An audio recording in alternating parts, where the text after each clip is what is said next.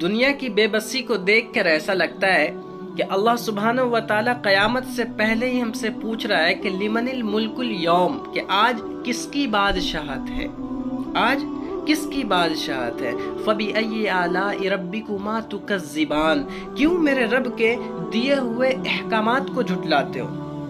کیوں میرے رب کے دیے ہوئے احکامات کو جھٹلاتے ہو۔ بے انتہا ہمارے نظروں کے سامنے زندہ ثبوت ہیں، لیکن پھر بھی ہمارے دلوں میں، ہمارے قلب کے اندر کوئی سراسیمگی پیدا نہیں ہوتی، کوئی سوچ و وچار والی بات پیدا نہیں ہوتی کہ آخر کیا ہے جو پوری دنیا ایک گلوب، جسے ہم گلوبلائزیشن کہتے ہیں، کسی کے قبضے میں ہے، جو ایک اشارے پر ختم ہو سکتی ہے، ایک اشارے پر مٹ سکتی ہے۔ ہمارے بڑوں نے کہا